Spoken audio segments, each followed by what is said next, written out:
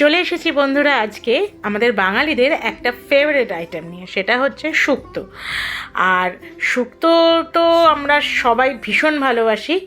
আমার বাড়িতে আজকে আমি অনেক ধরনের রান্নাই করেছিলাম, চিংড়ি মাছ, চাটনি, কিন্তু শুক্তোটা হচ্ছে আমার কর্তামশাইয়ের ফেভারিট। তার মুখেই শুনে নাও কেমন হয়েছে। আজকে খাওয়াটা কেমন খাচ্ছ?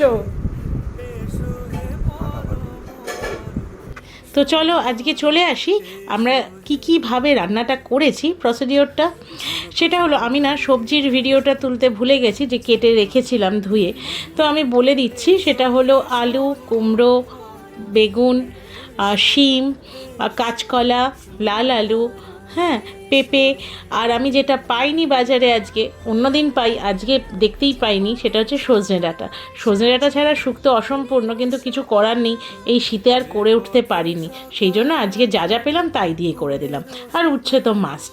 তো এবার কি প্রসিডিওর, সেটা হচ্ছে ফার্স্ট হচ্ছে আমি একটু ধনেটাকে ভেজে নিয়েছিলাম শুকনো কড়াইয়ে, ভেজে ওটাকে একটু গুঁড়ো করে নিয়েছিলাম, ওটা এখন থাক, ওটার কাজ লাস্টে।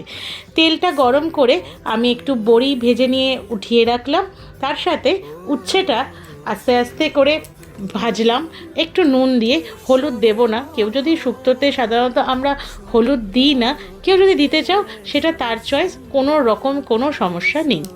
এরপর ওই কড়াইয়ে আমি আবার একটু বেগুনটা ভেজে নিলাম, যেহেতু বেগুনটা তাড়াতাড়ি গলে যায়, তো তাই ভেজে উঠিয়ে রাখলাম। এরপর একটু তেল দিলাম, তেলের মধ্যে যেটা দিলাম পাঁচফোড়ন আর তেজপাতা।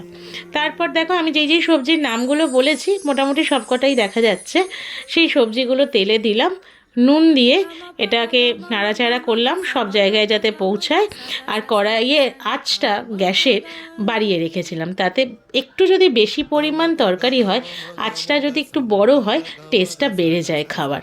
যাই হোক, এরকম করে নাড়াচাড়া করতে করতে করতে করতে যখন ঢাকা দিয়ে দিয়ে করতে করতে যখন একটু একটু নরম হয়ে আসলো, তারপর যেটা করলাম সেটা হলো আমি বেগুনটা আর উচ্ছেটা দিয়ে দিয়েছিলাম, ওটাকেও একটুখানি নাড়াচাড়া করে সর্ষে পোস্ত বাটা দিয়ে দিয়েছিলাম, তার সাথে একটু জল দিয়ে দিয়েছিলাম, তাতে মাখাতে সুবিধা হয়। আর শোনা কথা, সর্ষেটা তাহলে তেতেও আর লাগে না বেশি।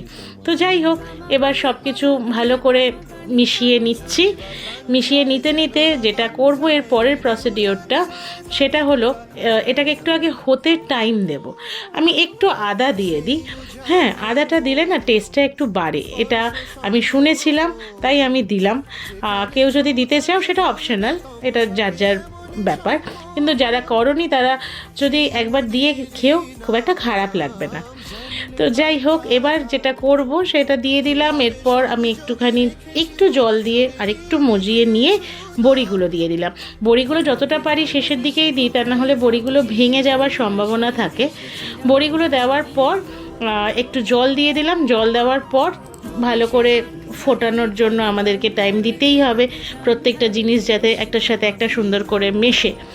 আর তার মাঝে আমি যেটা বলবার সেটা হচ্ছে, যদি আমার এই চ্যানেলের রান্না ভালো লাগে আর তাহলে অবশ্যই সাবস্ক্রাইব বা ফলো, যেটা খুশি সেটা করতে পারো। আর সবথেকে বেশি ইম্পর্ট্যান্ট, একটা কমেন্ট দিতে পারো, কমেন্টের মধ্যে কি বোঝা যায় যদি কোনো আমার ভুলও হয়ে থাকে, সেটাও জানিও, কোনো অসুবিধা নেই।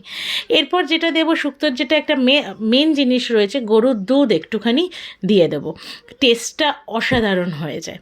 তারপর দেব চিনিটা, নুনটা যার যার রুচি মতো বাড়িতে যেমন খাওয়া হয় সেভাবেই দেবে, কিন্তু শুক্তোতে একটু মিষ্টিটা বেশি লাগে।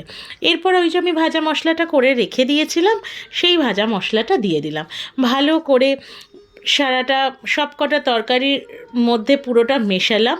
লাস্টে যেটা আমাদের রয়েছে সেটা হলো, আমি 1 চামচ ঘি দিয়ে দিয়েছিলাম।